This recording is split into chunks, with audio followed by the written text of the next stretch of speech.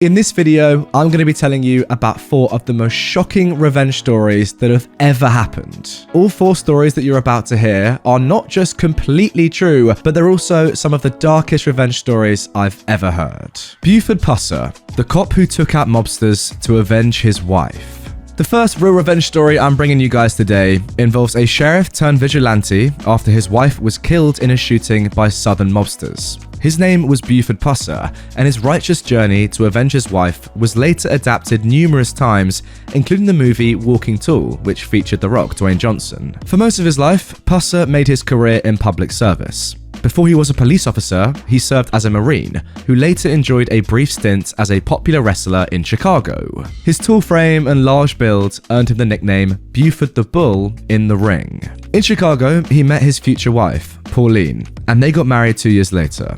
The couple moved to Pusser's hometown in McNairy County, Tennessee, where Pusser quickly rose through the ranks of local law enforcement. He was elected chief of police and constable, and later he was elected county sheriff at just 27 years old, making him the youngest sheriff ever elected in Tennessee history. This guy was fearless, and he wasted no time cracking down on mafia activity, concentrating on the state border between Tennessee and Mississippi, which was controlled by 2 separate gangs, the Dixie Mafia and the State Line Mob.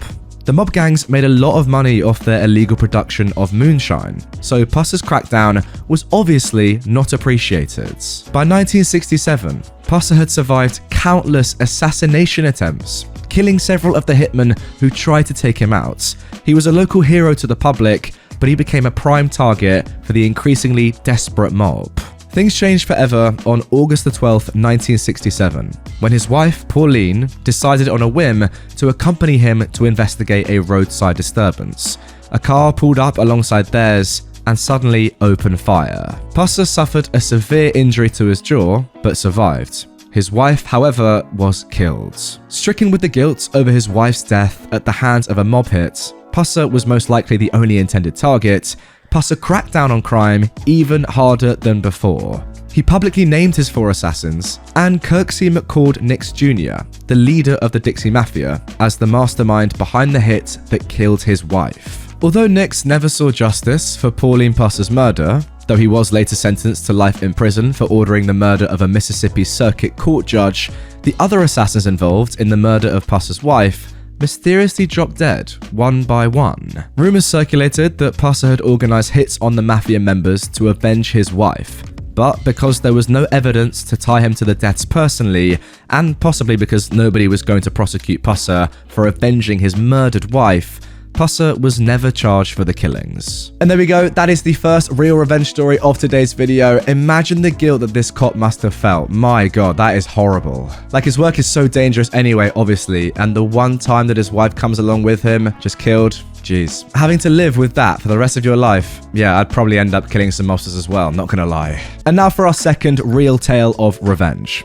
Joaquin Murrieta, the Mexican Robin Hood who inspired Zorro. If you're familiar with the famous story of Zorro, the name Joaquin Murrieta might ring a bell. Indeed, Murrieta's alter ego might be more popular than the man himself, but this true revenge story has certainly stood the test of time. Joaquin Murrieta was born in northwestern Mexico in the state of Sonora around 1829. During the California Gold Rush, Murrieta and his wife set up a small home in the hills of California, and Murrieta spent his days panning for gold. By 1850, he was a successful prospector, despite the competition from the growing number of Americans who had also traveled to the formerly Mexican territory. Inevitably, clashes soon erupted between the Mexican and American prospectors over the area's gold deposits. During one particularly brutal conflict, Murrieta's wife was R-worded and murdered right in front of him. Even after the now widowed Murrieta quit mining and settled into life as a card dealer, he continued to endure the often violent racism of white men. When a mob accused him of stealing a horse that Murrieta had borrowed from his half-sibling, they lynched both Murrieta and Murrieta's brother for the alleged offense. Now, the ordeal killed his brother, but Joaquin Murrieta survived, and the incident was the final straw that launched him onto the path of revenge. He hunted down his brother's killers and murdered them one by one, while recruiting other Mexican fighters to form a gang of vigilantes to protect the Mexican community from the violence perpetrated by the Americans. One of his recruits was a Mexican army veteran named Three-Fingered Jack, who lost 2 fingers in a firefight during the Mexican-American War. Together, they targeted American miners, rounding them up like cattle before murdering them and plundering their gold. Word soon got out that Murrieta's gang were pillaging American miners and giving the loot to the Mexican families, and Joaquin Murrieta quickly became a local legend. His bandits became so feared that the government finally put a bounty on Murrieta's head. He was later killed in a gunfight between his gang and a group of California Rangers led by military veteran Harry Love. Nevertheless, Murrieta's Robin Hood reputation lived on. His life story was picked up by pulp writer Johnson McCulley, who introduced the American public to the character Zorro, which was loosely based off Joaquin Murrieta. McCulley's first Zorro book, The Curse of Capistrano, was widely successful and helped to solidify Murrieta's tale of revenge. Wow, I'm actually quite embarrassed to say that I've never seen the film Zorro, but I assume a lot of you have. It's obviously a very famous film. I need to go and watch it now. That is insane. I mean, seriously, these guys are so brave. That is actually incredible. You've seen your wife had terrible things done to you. You've been lynched and survived, and yet you don't care. You're just like, screw it, I'm gonna go around and kill all these geezers. Incredible scenes. Next up, Marvin Heemeyer and his Bulldozer. Now for this one, guys, I'm gonna have to show you a picture because this is actually insane. So, investigators inspect this fortified bulldozer driven by Marvin Heemeyer, where it came to rest after his revenge rampage through town. That's a bit of context. Here we go. Marvin Heemeyer was a small welding shop owner in Granby, Colorado, who built a makeshift bulldozer tank in 2004 and plowed through the small town, causing $7 million worth of damage. The reason? A zoning dispute between Heemeyer, the city's zoning commission, and a concrete company that wanted to build a plant on his land. In order to build their new facility, the concrete company had purchased a piece of land from Heemeyer where his own shop was also located.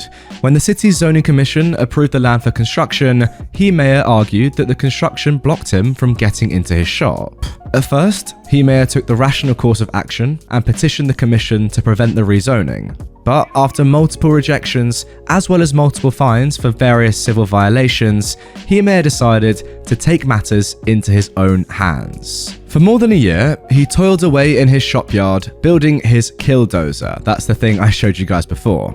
A customized Komatsu D355A bulldozer outfitted with thick steel plate armor and a layer of concrete in between, and 3-inch bulletproof plastic to protect the cameras he needed to navigate the vehicle. His Bulldozer was also armed with 3 makeshift gun ports, housing a .50 caliber rifle, a .308 semi-automatic, and a .22 long rifle. On June the 4th, 2004, Heemeyer sealed himself into the Bulldozer's cockpit and drove his machine into town. He plowed through the concrete plant next to his shop, then made his way towards City Hall, wrecking a newspaper office, the former mayor's home, a hardware store, and other properties. Once his Bulldozer was on the loose, the town put out an alert to its residents to warn them to stay away from Heemeyer's rampage. After 2 hours and 7 minutes, Heemeyer had bulldozed every business or home that had some connection to his case against the zoning committee. The destruction he caused amounted to $7 million in damages. The havoc was so great, the Colorado governor considered authorizing the National Guard to attack Heemeyer in his Bulldozer with Apache helicopters and an anti-tank missile. But before they got the green lights, Heemeyer's rampage ended when he tried to plow through the Gamble's hardware store. Now, the store had a small basement that ensnared one of the treads on the vehicle. Unable to free the machine, Heemeyer's rampage was over. He pulled out a handgun and killed himself with a single shot to the head. Later, investigators found 2 lists inside the cab of the bulldozer tank. One was a list of the 13 properties Heemeyer had destroyed, while another list contained several names, including the town's mayor and some local business owners. They also found Heemeyer had no way of getting out of the sealed cockpit on his own, which suggests that he wasn't planning on making it out of his rampage alive. Now, nobody was actually hurt during his bulldozing spree except for Heemeyer himself, but the memory of the incident still haunts the city's residents. It's not that I don't feel safe, but it's changed the way that you look at people, at stuff, the gamble store owner said.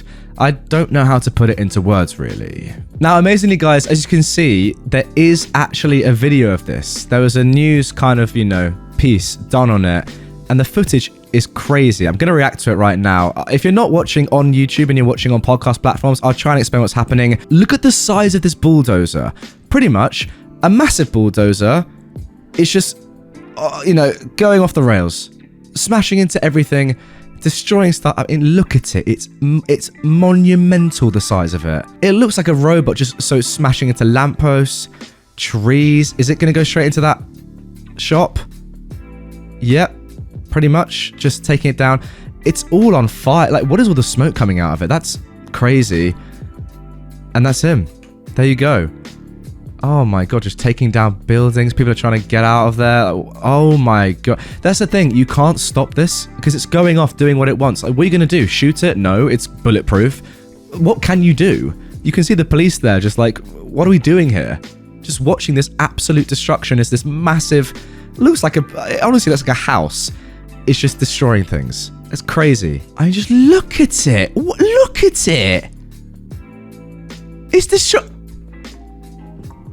and then finally, is that where it stopped? Yeah, okay, so this is where I guess finally it was caught, and then that was that. But honestly, look at the destruction it's caught. That's a big old factory building. It's just gone. Just take out the wall. Insane. Insane. And now for our fourth real revenge story. The execution of Nazis by American soldiers at Dachau concentration camp.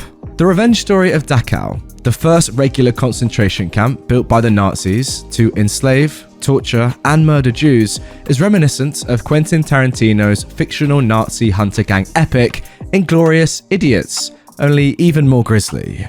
Between 1933 and 1945, there were over 67,000 registered prisoners, in addition to others who were unregistered, held at the main Dachau concentration camp and its subcamps. When American soldiers descended on Dachau and liberated the camp on April 29, 1945, the horrors perpetrated by the Nazis were ghastly.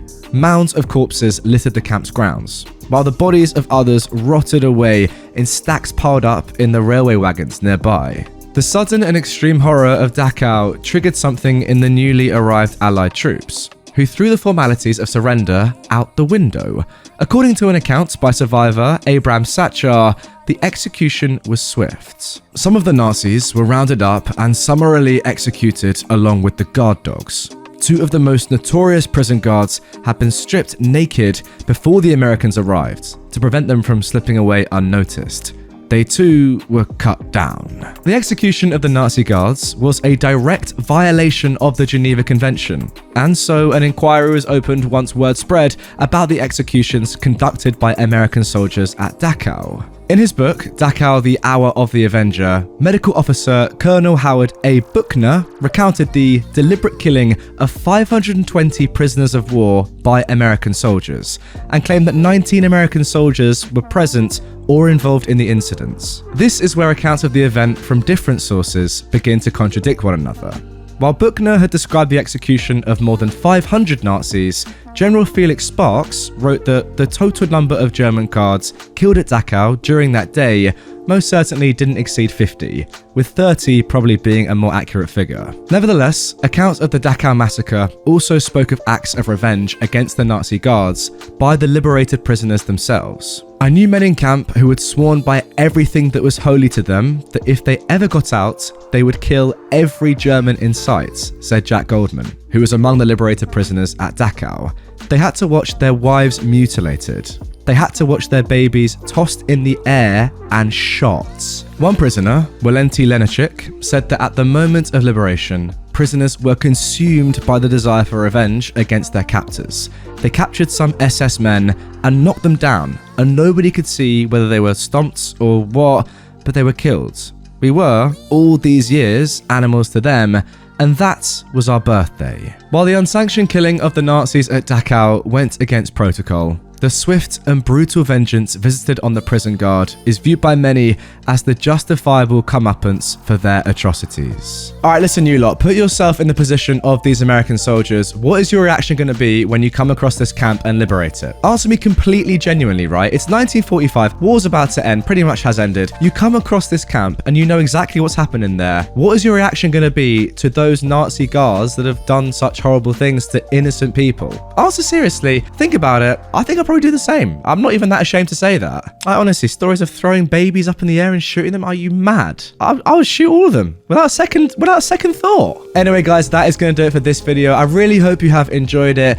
If you do like these real historical revenge stories and you want to see another one, this one is actually pretty crazy. It's quite similar to the 4 I've just looked at, but yeah, I wanted to bring you guys some more real revenge stories, stuff that actually happened and, you know, is factual and there's evidence to support the story, like all those 4 stories had.